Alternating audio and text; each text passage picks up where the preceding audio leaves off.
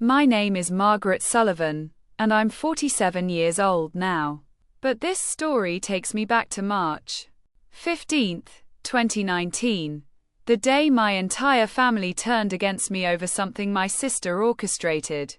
What they didn't know was that their ultimatum would backfire in ways none of them could have imagined. This is the true account of how one forced apology exposed years of lies, favoritism, and the shocking discovery that would tear our family apart forever. The setup: I grew up in Portland, Oregon, in what everyone called the perfect American family, my father, Robert Sullivan, was a retired Army colonel who ran our household like a military operation. My mother, Patricia, was a real estate agent who always put on a flawless smile for the neighbors. Then there was my younger sister, Vivienne, beautiful, charming, and in my father's eyes, absolutely perfect. From childhood, the pattern was clear. Vivienne got ballet lessons while I got hand-me-down shoes. She got a brand new Honda Accord for her 16th birthday while I was told to save up for my own car. When she barely graduated high school, they threw her a massive party. When I graduated summa cum laude from University of Oregon, my father shook my hand and said, "Good. That's what we expected, but I learned to live with it. I built my own life. Became a successful pharmaceutical sales representative, married my husband David in 2015, and we had a beautiful daughter, Emma, in 2017. I thought I'd made peace with my family's dysfunction. I was wrong. The incident, March 14, 2019, started like any other Thursday.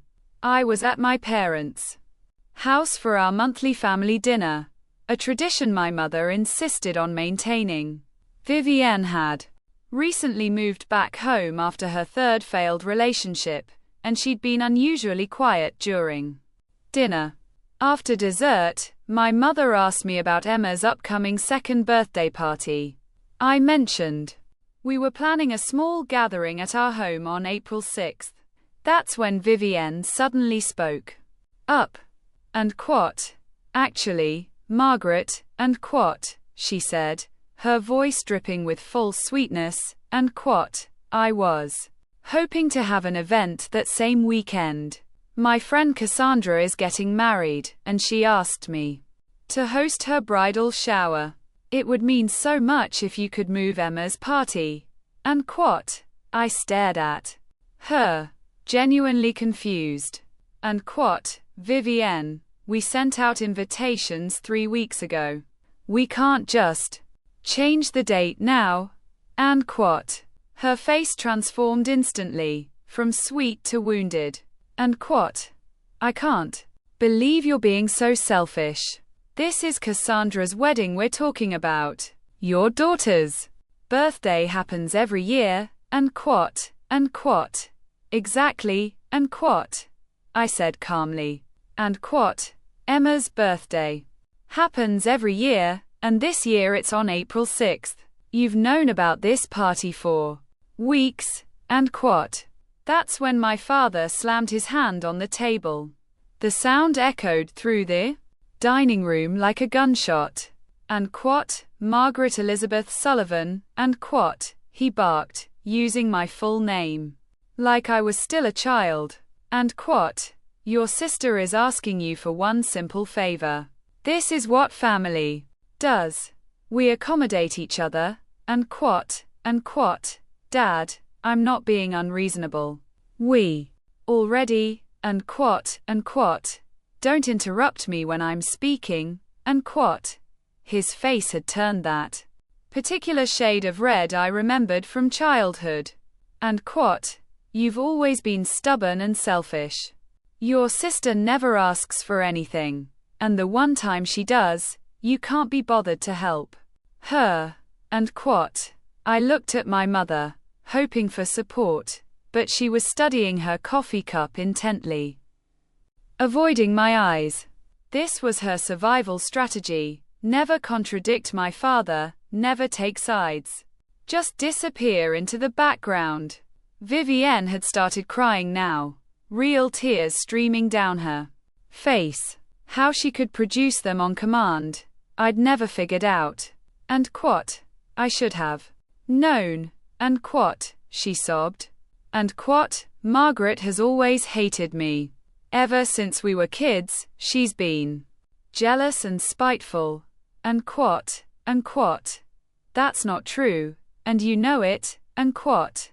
I said, trying to keep my voice steady. My father stood up, his chair scraping against the hardwood floor. And what?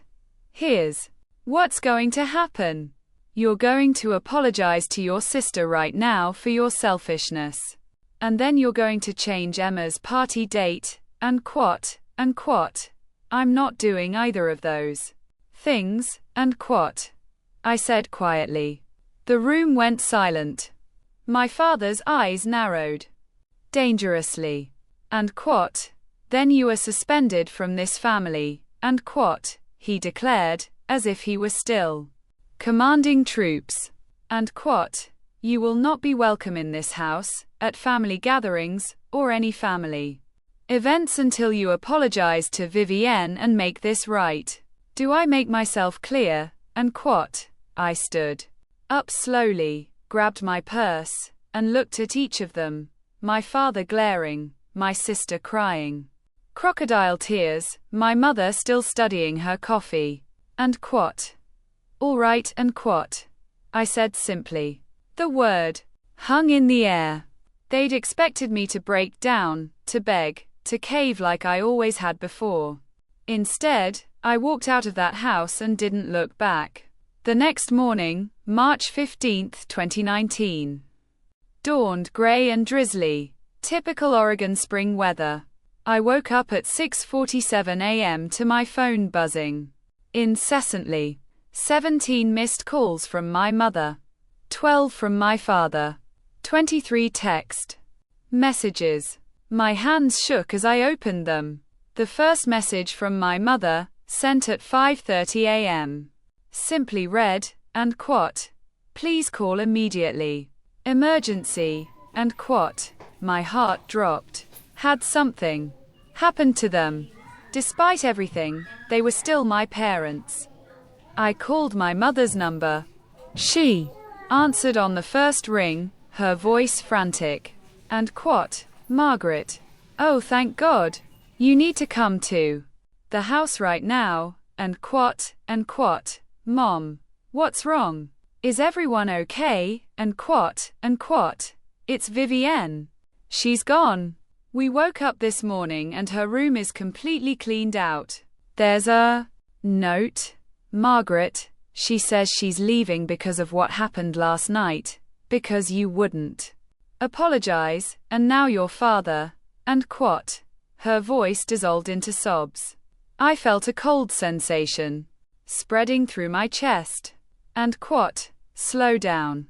What exactly does the note say? And what? My father grabbed the phone. And what? Get over here. Now. And what? He hung up. I called David, explained the situation, and within 20 minutes we were pulling up to my parents' house. My father yanked the door open before we could even knock. His face looked 10 years older than it had the night before. Without a word, he thrust a piece of paper at me. Vivienne's distinctive loopy handwriting covered the page. And what? Dear family, I can't live like this anymore. Margaret has always hated me, and last night proved that nothing will ever change. I've tried for years to have a relationship with my sister, but she's cruel and selfish. Mom and Dad, I'm so sorry, but I need to get away from all of this toxicity. I'm going somewhere I can start over, where people will actually care about me. Don't try to find me. By the time you read this, I'll be far away. Maybe someday Margaret will realize what she's done to this family. I love you both. I'm sorry it had to end this Way. Vivienne and Quat. I read it twice, my mind racing. Something felt deeply wrong about this. And Quat. When did you find this? And Quat. I asked. And Quat. This morning, around 5:15, and Quat. My mother said, her eyes red and puffy. And Quat. I went to check on her and her room was empty. Closet cleared out, toiletries gone, everything. And Quat. I walked to Vivienne's room, my childhood bedroom. Actually, the bigger one she'd been given when I moved out. It was indeed empty, but in a strange way. Her furniture was still there, but it looked staged, like a model home. Too clean. Too perfect. And Quat. Did you check if her car is gone? And Quat. I asked. My father glared at me. And Quat. Of course we did. It's gone. Her phone goes straight to voicemail. She's really gone, Margaret.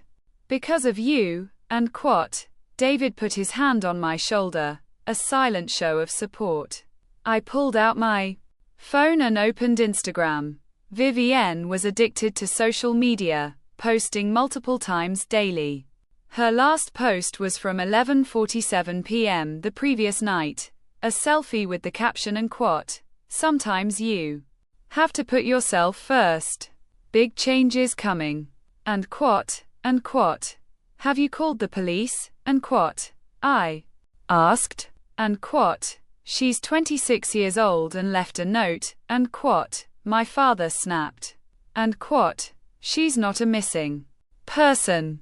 She made a choice to leave because her own sister couldn't show her basic kindness." And quote, "That's when I noticed something on Vivienne's dresser, partially hidden behind a jewelry box, was a receipt.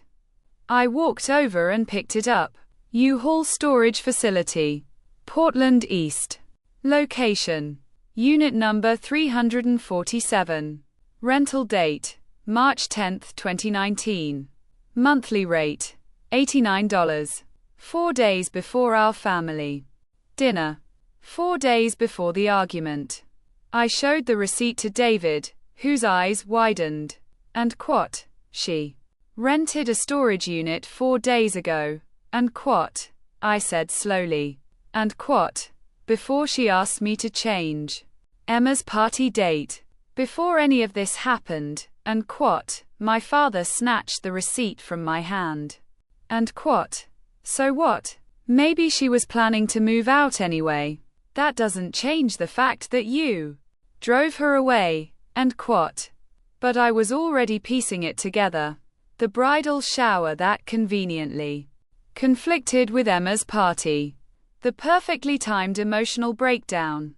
The dramatic exit with a note designed to make me the villain. And quote, "This was planned." And quote, I said. And quote, "All of it?" And quote, "You're insane." And quote, my father said. And quote, "Your sister is missing because of your selfishness. And now you're inventing conspiracy theories." And quote, "Dad, think about it. She rented a storage unit before our dinner. She had this all planned out." And quote, "Get out." And quote, he roared. And quote, "Get out of my house. You're not welcome here until you take responsibility for what you've done." And quote, David gently guided me toward the door. My mother was crying silently, and my father looked at me with such hatred that it took my breath away. The discovery.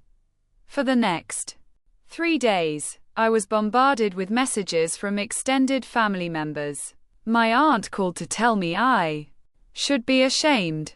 My cousin sent me a long text about family loyalty.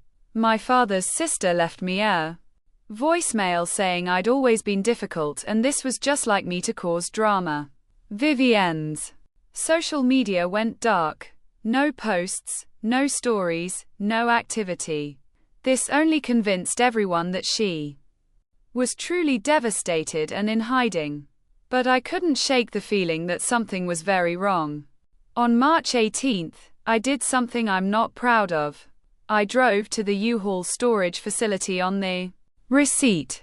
The facility was one of those massive complexes with hundreds of identical orange doors. I found unit number 347 on the second floor of Building C. I stood there for a long moment, staring at the lock. Then I heard it. A voice I knew as well as my own. Vivienne's laugh. It came from inside the unit. My heart pounding, I knocked on the metal door. The laughter stopped abruptly. Silence. Then, footsteps. And quat. Who is it? And quat. Vivienne's voice, but uncertain. And quat. It's Margaret. And quat. More. Silence. Finally, the sound of a lock clicking, and the door rolled up about 2 feet. Vivienne stood there in yoga pants and a tank top, looking very much not devastated or in hiding. Behind her, I could see a furnished space, a small couch, a lamp, boxes of her belongings, and sitting on that couch was someone I recognized. Trevor Morrison, my ex-boyfriend from college. The pieces fell into place with sickening clarity. And quat. Oh my God, and quat, I whispered. Vivienne's face had gone pale, but then something shifted in her expression, defiance replacing fear. And quat, what do you want, Margaret? And quat, what do I want? Vivienne, everyone thinks you've disappeared. Mom and Dad are falling apart. What is this? And quat. Trevor stood up, and I noticed he was wearing one of those expensive watches David had been saving up for, the kind that cost several $1,000s. And quat. Tell her, and quat, Trevor said to Vivienne. And quat, or I will, and quat. Vivienne's jaw clenched. And quat. Fine. You want to know the truth? I've been seeing Trevor for 8 months. We're together. And before you freak out, I know you dated him 1,000,000 years ago, but you're married now, so you don't get to have an opinion. And quat. 8 months, and quat. My mind reeled. And quat. But you've been living at home, dating other people, having all these failed relationships, and quat. Those relationships weren't real, and quat, she said impatiently. And quat. They were covers so Mom and Dad wouldn't ask too many questions. Trevor and I have been planning this for months. We're moving to California next week. He got a job in Silicon Valley. And we're starting fresh, and quat. Then why the note? Why make everyone think you ran away? Because of me, and quat. Trevor actually laughed, a cruel sound. And quat. Because your dad has money. Margaret. Lots of it. And Vivienne thought if she played the victim card, really made him think. You'd driven her away. He might give her a bigger chunk of her inheritance early. You know, to help her start over and heal, and quat. I stared at my sister, unable to process what I was hearing. And quat. You faked a breakdown and blamed me for money, and quat. Vivienne had the decency to look somewhat ashamed. And quat. It wasn't just about money. Dad has always loved me more, and I knew he'd take my side. I wanted to teach you a lesson. You've always been so perfect, so responsible. I wanted you to know what it feels like to be the disappointment for once, and quat. I need to tell Mom and Dad, and quat. I said, pulling out my phone. And quat. No. You don't, and quat. Vivienne's voice turned cold. And quat.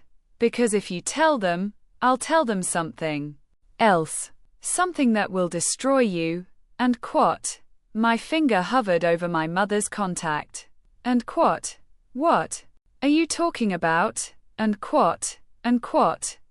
I'll tell them about Emma, and quat, she said simply. The world seemed to tilt. And quat, what about Emma, and quat, and quat? I'll tell them that David isn't her biological father. That you had an affair and Emma is someone else's child. I'll say you confessed it to me in confidence, and that's why you've been so hostile, because I know your secret, and quat, and quat. That's insane. That's a complete lie, and quat, and quat. Is it, and quat?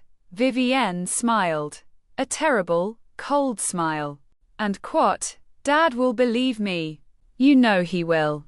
He'll demand a paternity test, and even when it proves David is the father, the damage will be done.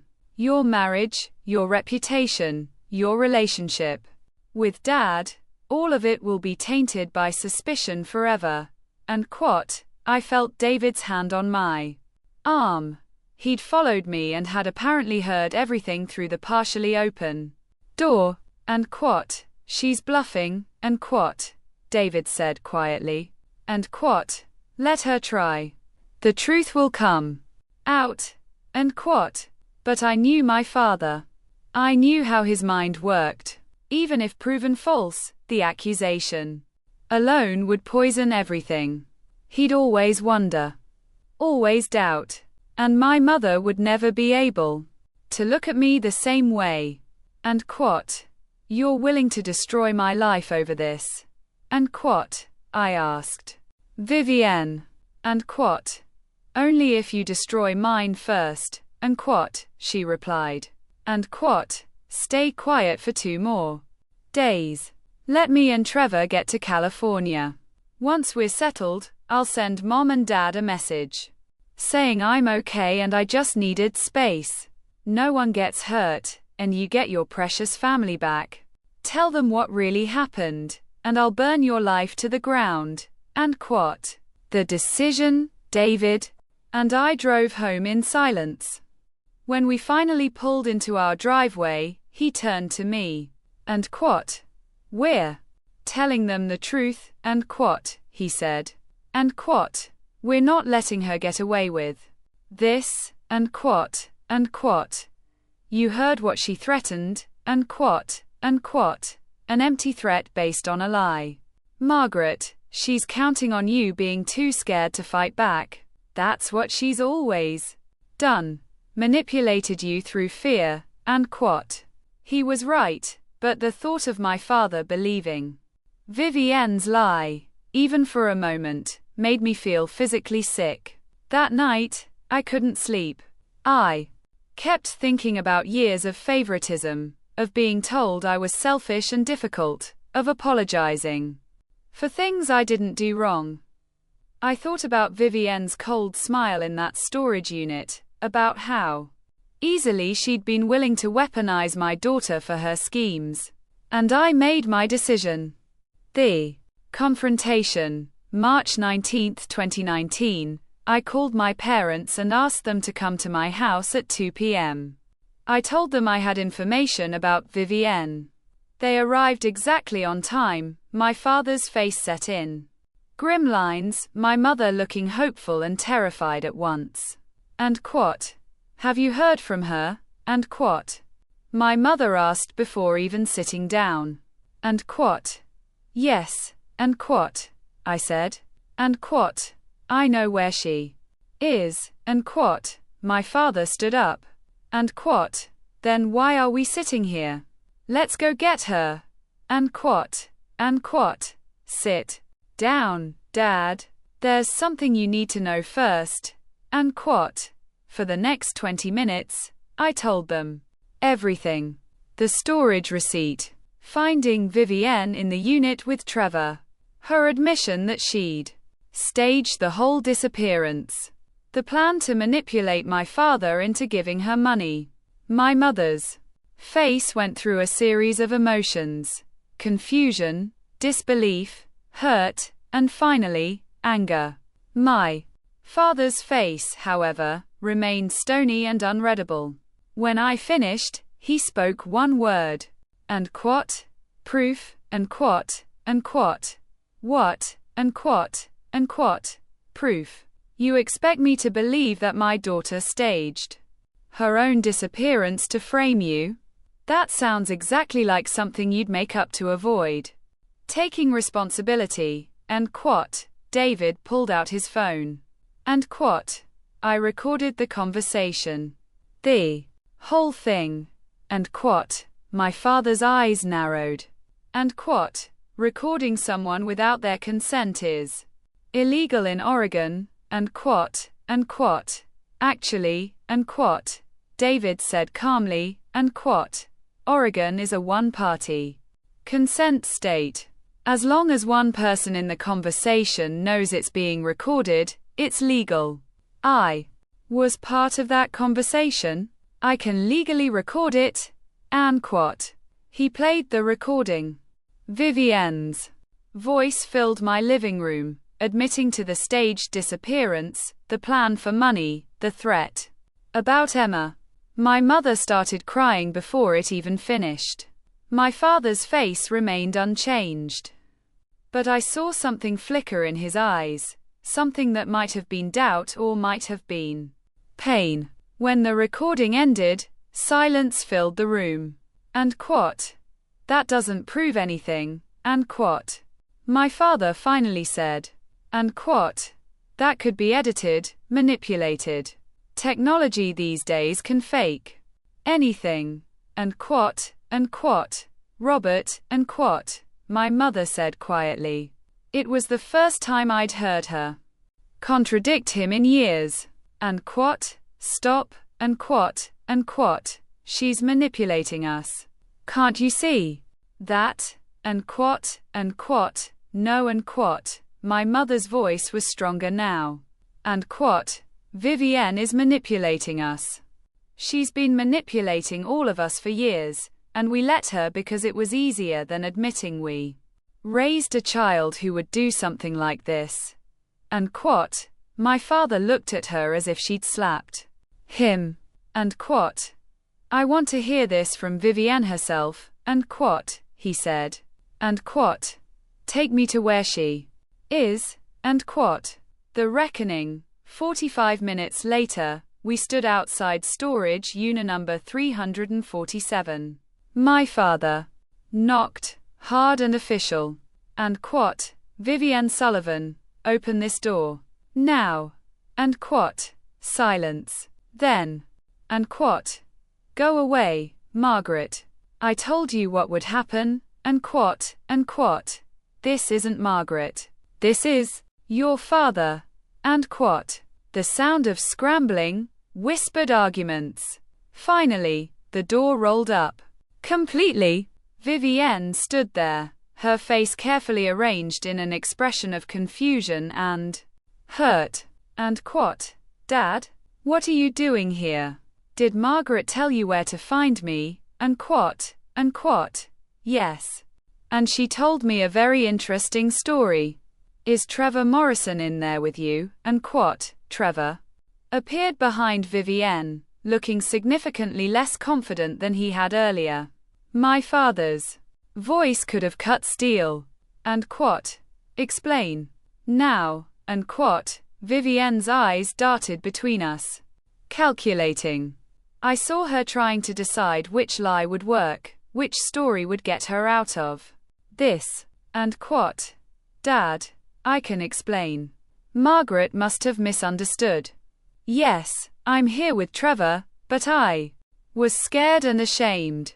I didn't want you to know I was dating Mom's friend's son because I knew you wouldn't approve, and when Margaret confronted me, I panicked and said some things I didn't mean. And quat? And quat? Don't. And quat? My father held up his hand. And quat? Don't insult my intelligence. And quat? He pulled out his phone and played the recording. I watched Vivienne's face as she heard her own words played back to her. The calculation, the lies, the threats, all of it captured in her voice, impossible to deny or spin. When it finished, she looked at me with pure hatred. And what? You recorded me? You're insane. This is illegal. Dad. She's trying to frame me. And what? Oregon is a one-party consent state. And what? My father said quietly. And what? I know. Because I consulted with my lawyer this morning before coming here. And what? Vivienne's face went white. My mother stepped forward. And what? Why? And what? Her voice broke on the word. And what? Why would you do this to your sister? To our family? And what? For a moment, just a brief moment, I saw something real in Vivienne's expression. Shame, maybe, or regret. But then it hardened again. And what? Because she always gets away with everything. And what? Vivienne said. And what? Perfect Margaret with her perfect life. None of you ever see how cold she is, how she judges all of us. And what?